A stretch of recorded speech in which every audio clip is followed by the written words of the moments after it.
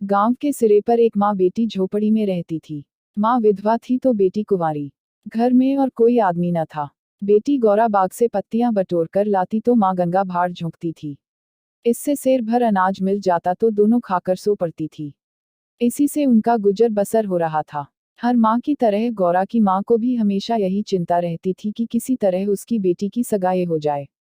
पति के मर जाने के बाद गंगा ने कभी दूसरा घर नहीं बसाया, न ही कोई रोजगार शुरू किया था। तब भी माँ बेटी सुकून से रहती थी। इस बात को लेकर गांव के लोगों पर माँ बेटी पर संदेह होता था। सबके मन में यही सवाल आता था कि दोनों स्त्रियां कोई धंधा नहीं करती, कोई मर्द भी नहीं है, तो फिर ये इतने आराम से कैसे रहती हैं। कभी इन्हें किसी के सामने हाथ फैलाते भी नहीं देखा। कुछ न कुछ गड़बड़ जरूर है।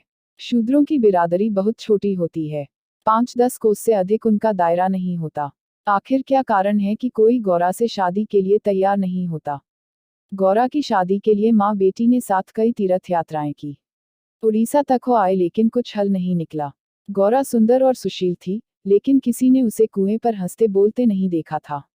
उसकी निगाहें कभी ऊपर न उठती थीं। उसकी ये हरकत गांव वालों के शक को और मजबूत करती थी। सभी को यही लगता कि कोई स्त्री इतनी सती कैसे हो सकती है। दिन गुजरते गए। गौरा की माँ चिंता में घुलती जा रही थी।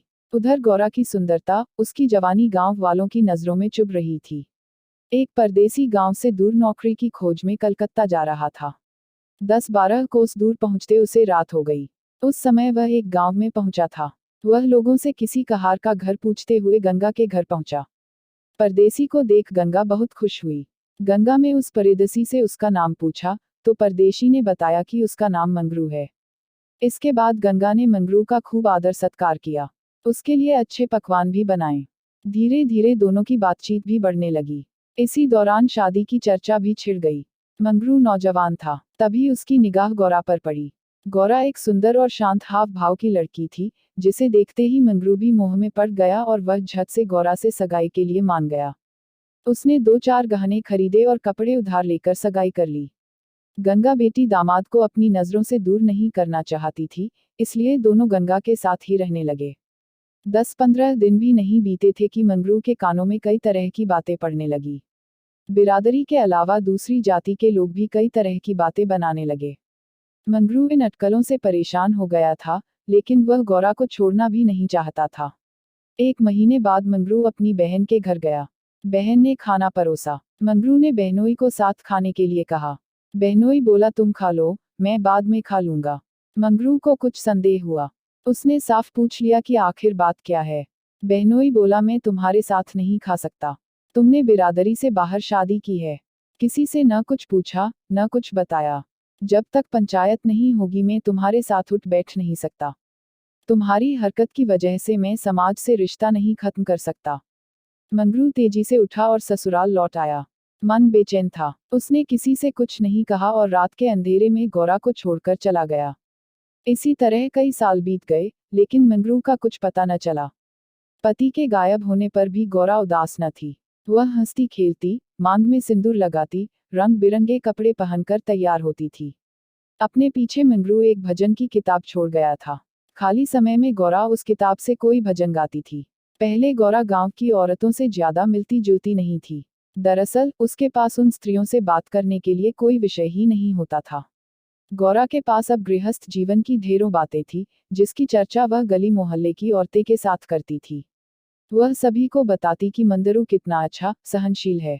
तभी वहां मौजूद एक स्त्री ने पूछ लिया गौरा मंगरू तुम्हें छोड़कर क्यों चला गया। गौरा कहती मर्द कभी ससुराल में रह सकता है भला। बाहर जाकर पैसे कमाना ही मर्द का असली काम है।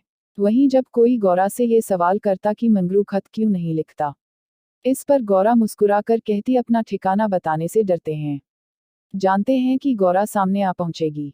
सच कहूं तो मैं उनके बिना एक दिन भी नहीं रह सकती।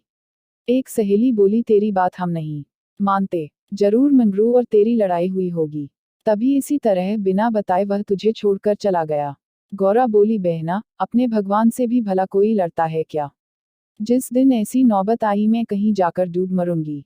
कई दिनों बाद कलकत्ता से एक आदमी आया और गंगा के घर रुका। इत्तेफाक से वह मंगरू का पड़ोसी निकला। उसने कुछ पैसे और 2 साड़ियां गौरा के हाथ में थमाए और बोला कि मुझे मंगरू ने तुम्हें लेने भेजा है। ये सुनते ही गौरा की खुशी का ठिकाना न रहा। वह फटाफट जाने के लिए तैयार हो गई। गांव की औरतों से मिल आई और सबको अपने जाने की खबर दे आई। बेटी के जाने से गंगा मायूस थी, लेकिन साथ ही खुश भी थी। रास्ते भर गौरा के मन में हजारों अच्छे बुरे ख्याल आते रहे।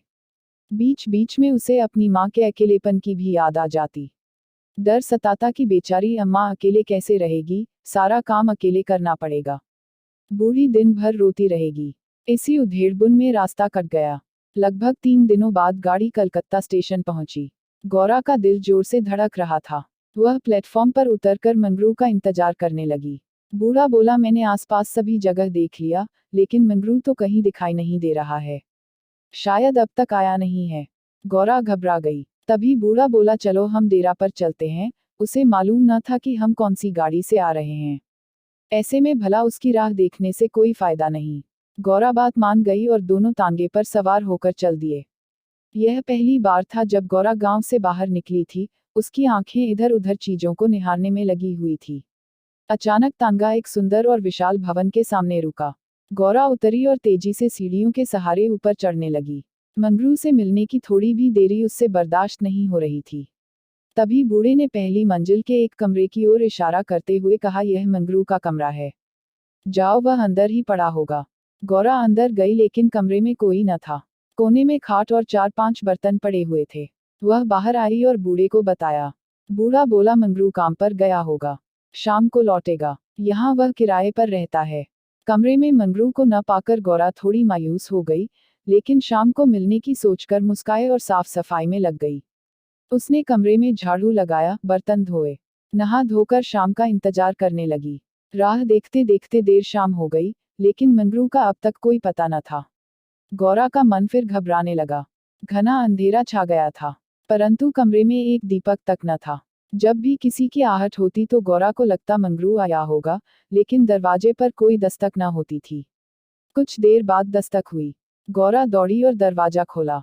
सामने बूढ़ा खड़ा था। गौरा बोली, वो अब तक आए क्यों नहीं आया?